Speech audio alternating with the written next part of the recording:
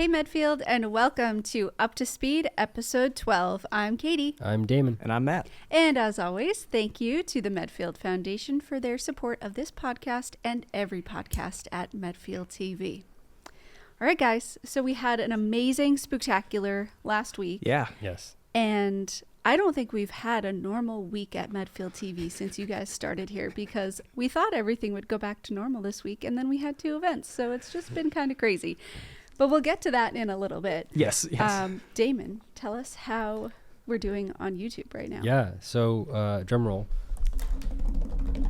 We hit our goal of 2,000 subscribers. Yeah. So That's it's amazing. very exciting. So thank you for all who's been, following us along in this creative journey. We're so appreciative of you, and your support means everything to us. So thank you. And keep liking, sharing, and subscribing. We can't do what we do without you. So, spreading the word and sharing everything that we're doing is it means a lot. So, thank you to everybody who subscribed and got us to 2,000. That's a great milestone. So, Absolutely. Mm-hmm. Okay, so on to Spooktacular. I know it was your first event. Yes. So obviously it was the best one yet for you guys. fantastic. Yeah. But it was the best one yet for me too. That's awesome. I think the move to Hinckley Park with the playground, the parking, room for food trucks, it was just an incredible event. Mm-hmm. And we had more raffle and auction items than ever before. We had some really awesome scarecrows and some really creative costumes. Yes. So I think it was a lot of fun. What did you guys think of the event? I thought it was great. I couldn't picture it being anywhere else. Yeah. It seemed like it was the perfect spot. There's plenty of room. I liked how it was kind of sectioned. There was areas for different things, so you could kind of move around the space, and it wasn't just all mixed together, which was nice. And it flowed just really well. The day flew by. I looked down and I was just like, how is this already 3:00? So yeah, it was a great day. Definitely. There were some incredible vendors there. I'm really sad. I meant to wear my ghost bracelet that I bought from a vendor who makes her own jewelry. But she's so talented. So many of the people there are so talented. Yeah, it was just a great time. I'm just mainly happy the weather was perfect. Mm-hmm. Perfect weather. I feel like that's you set that date months ahead of time. You just have to cross your fingers the whole time you're planning for it. Just please don't rain, please don't rain. And the fact that it didn't is just awesome. It's amazing food. Thomas Munir was incredible. I can't remember the name of the person who told stories. Kurt Jackson. Oh, Kurt Jackson. Kurt Jackson, Yeah, thank he you. was great. Kurt Jackson was funny and fantastic. Route 109 was awesome. Yeah, it was just a great event. I agree. Well, thank you both so much for helping me to plan it over the last however many months you've been working here. 4, 3. I don't even know anymore. Yeah.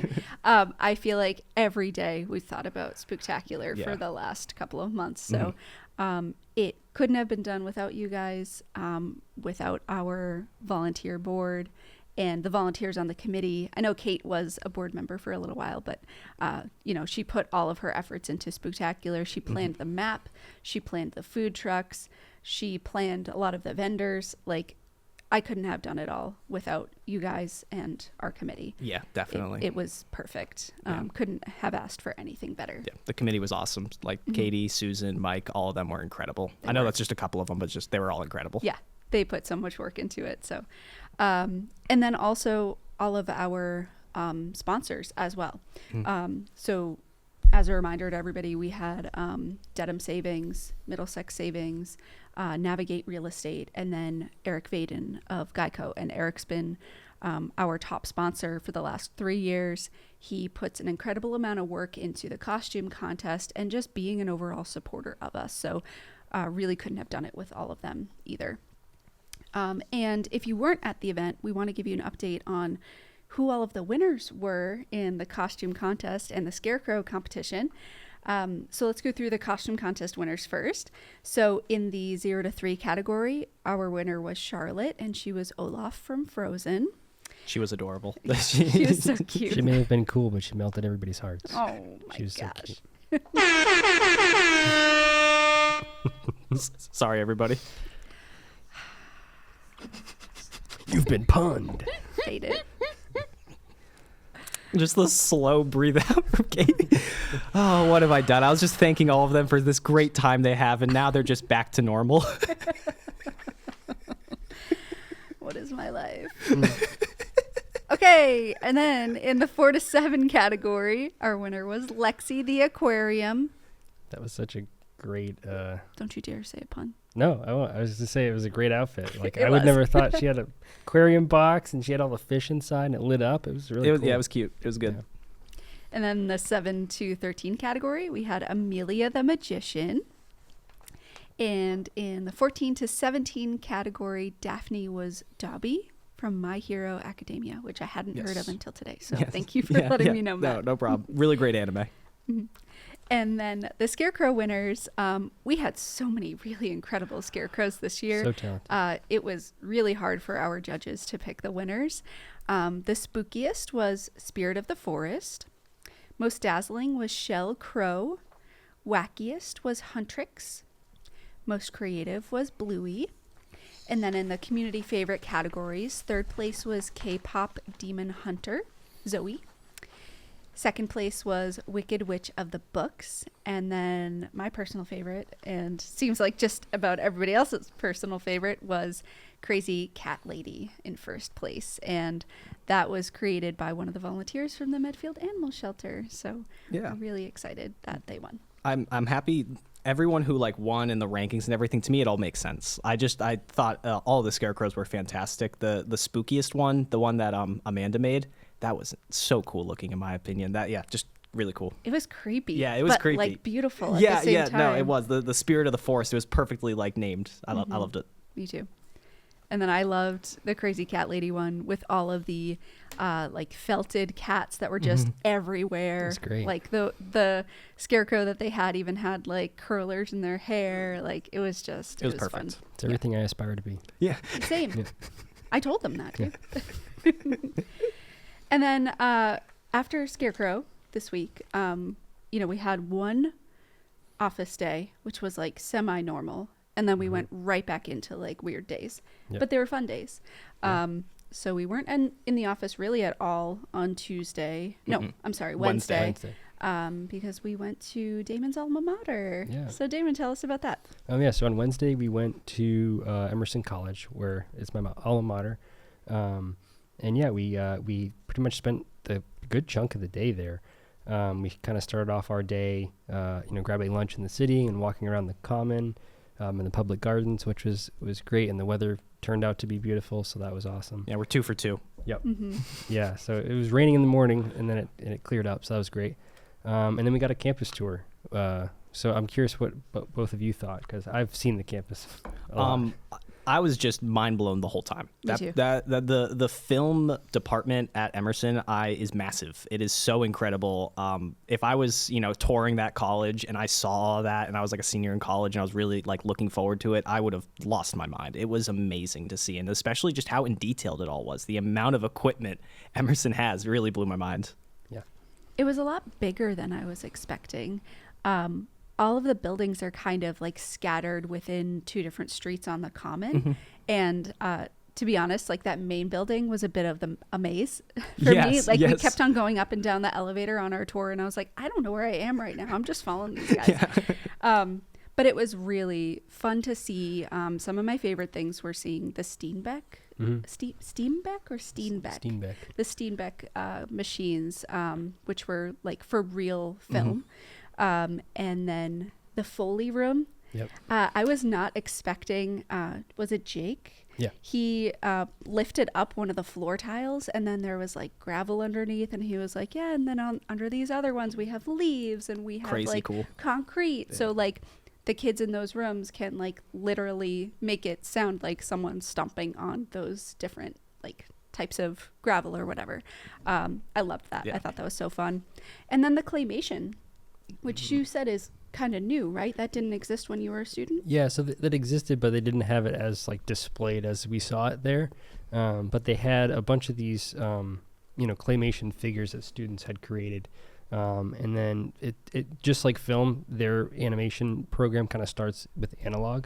So they build all these characters with clay and then scan them and then put them into 3D environments and make them move around. And just mind blowing. Yeah. That's just mind blowing. It's so cool. Yeah. It's so cool. This stuff was not available when I went to college, and I was saying that day, like, had I known that I wanted to go into to communications when I was applying to colleges, I would have absolutely applied to Emerson. Like, it is just mind-blowing how incredible that school is. And if anybody watching wants to get into film or animation or really anything involving digital media, absolutely apply to Emerson. It's a really cool school. Yeah, and the biggest thing is all the people we talked to seem really kind. Like, that's always the biggest thing I feel like with learning environments. If you feel like you can ask questions and know the people well and not feel like you're going to get, in trouble for asking the wrong question or something, it just like helps you learn better, and everyone just seems so cool there. So 100%. Yeah. Mm-hmm. And the main reason that we went was for the career fair. So how did you guys think that went? I had a great time. Yeah. We got to meet so many great students, and like just the energy of the whole event was really positive and supportive, and seemed like everybody was eager to learn and like just get to know each other, which I thought was really great. Yeah, I love going to events like that. It's a lot of fun. Yeah, all the students we met were so kind and nice, and genuinely, if any of them started volunteering or did an internship with us, I'd be so happy just to get to know them more. And it's also great to see that people still carried around like a packet of resumes to drop off with people. In my opinion, like I kind of thought that went away. I remember going to like a couple like in college and like in like high school. I guess you wouldn't really have a resume, but no one was doing things like that, at least. So I'm happy that's still around today, and just getting to know the students better. So yeah, it all went great. Yeah, and we are looking for interns. I think we're looking for 2, and that internship would be starting in February and going through April.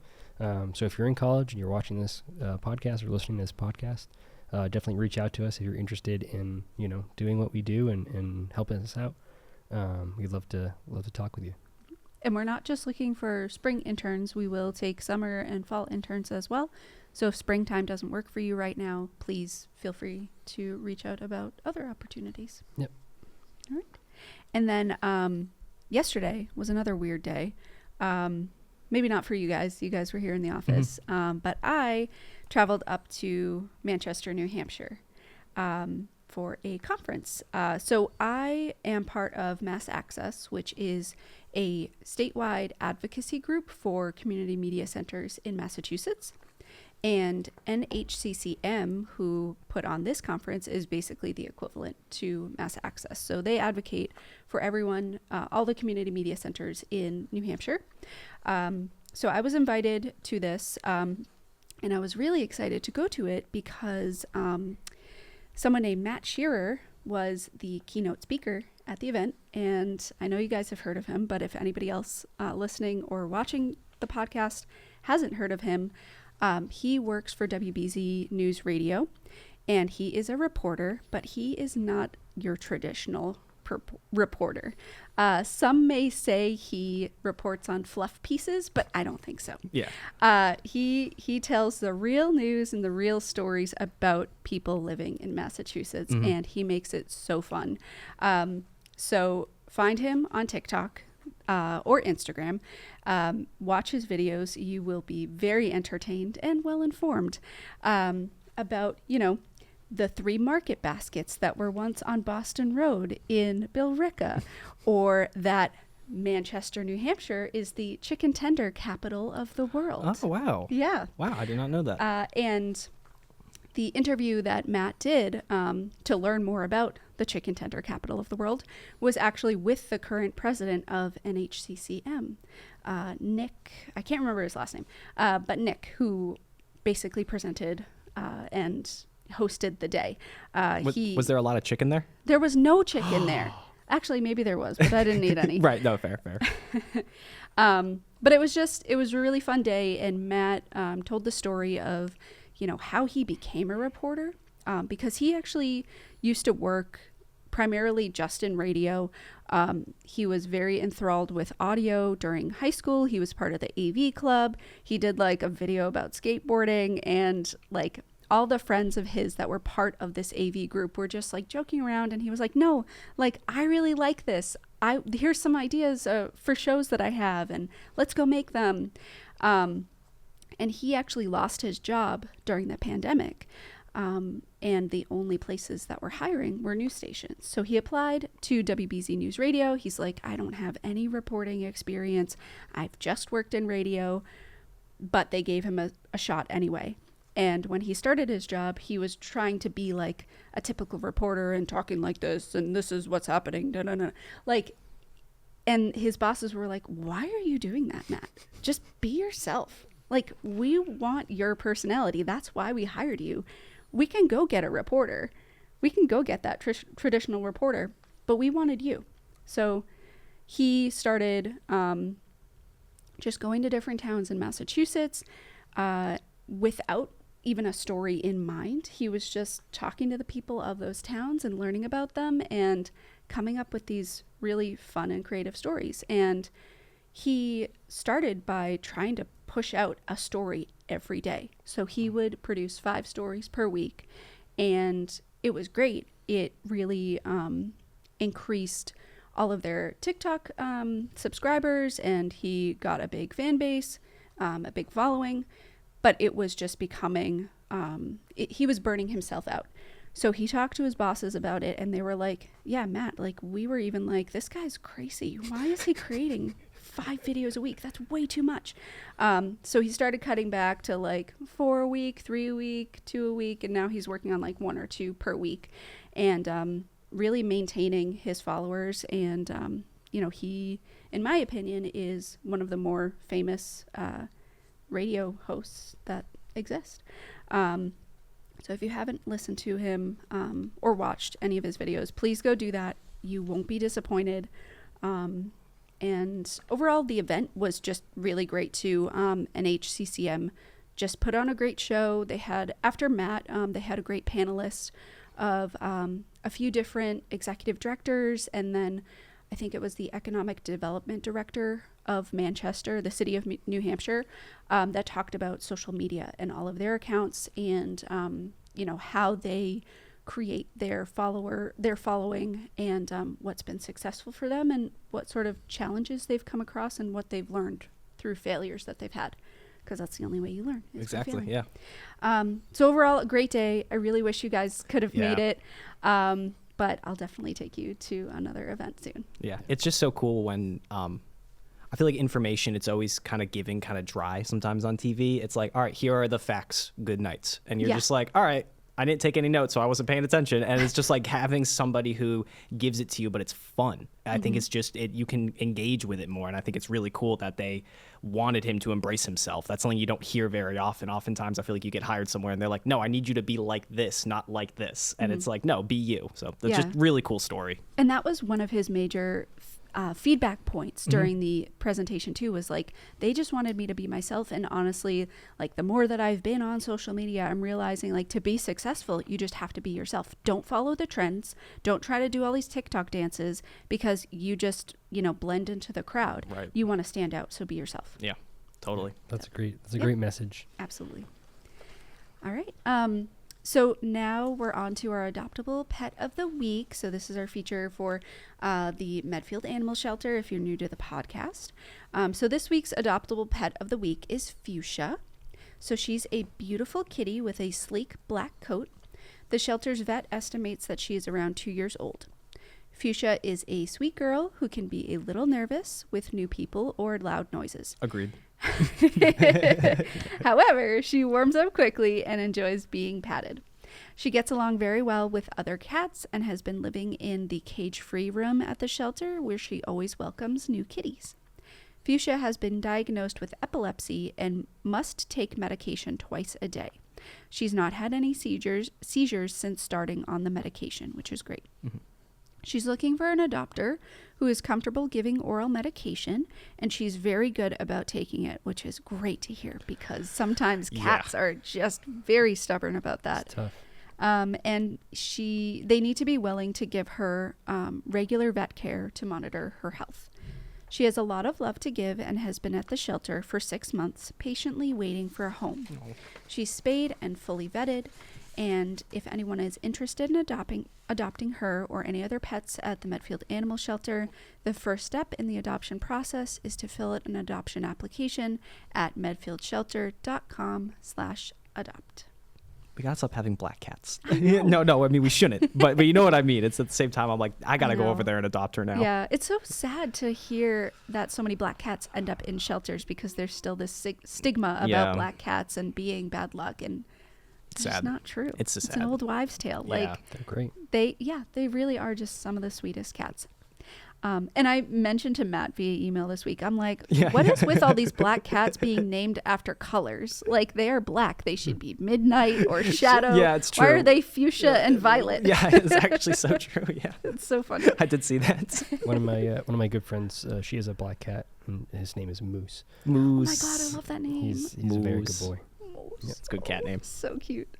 I want to name a cat Goose. So I can Goose. just be like, silly Goose. You goose. I almost got so before we got Figaro, quick story. We were looking at getting George a brother, and we were looking at another orange cat. Mm-hmm. We're like, okay, we'll have 2 orange cats, and there was one we saw where we got George, and he had already been bonded with another cat, so we ended up not getting him. But we were gonna name him Goose. It was George and Goose. I love that. And So cute. his other name was Cheeto, Cheeto. which is also a good cat name. But Yes. but yeah, we ended up with Figaro. No. It was meant to Cheeto. be. Was. Cheeto. It's such a good cat name. I love that.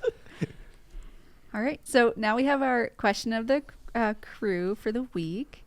And this week's question is, if you could wear one, or if you were forced actually, to wear one Halloween costume for a week, what would it be?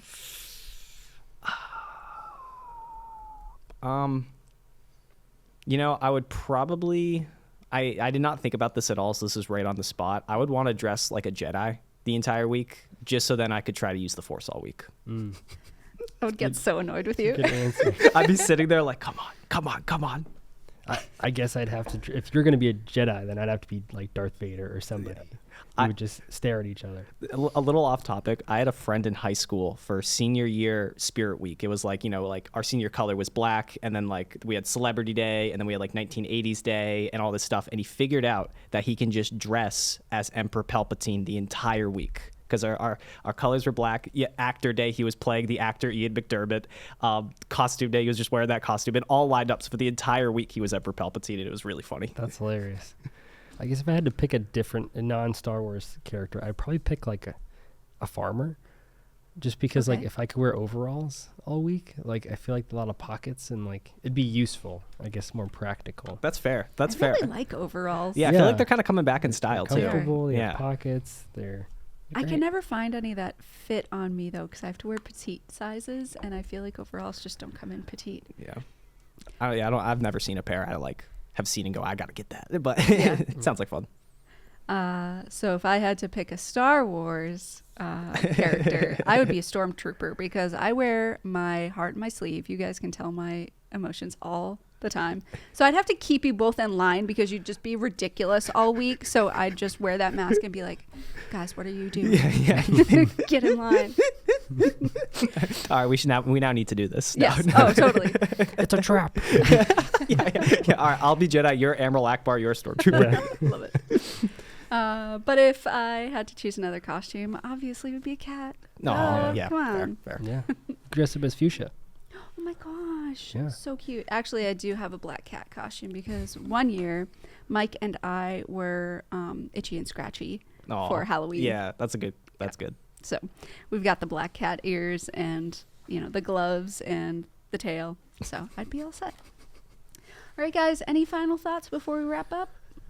Other than if you're interested in volunteering or interning possibly with us, please reach out.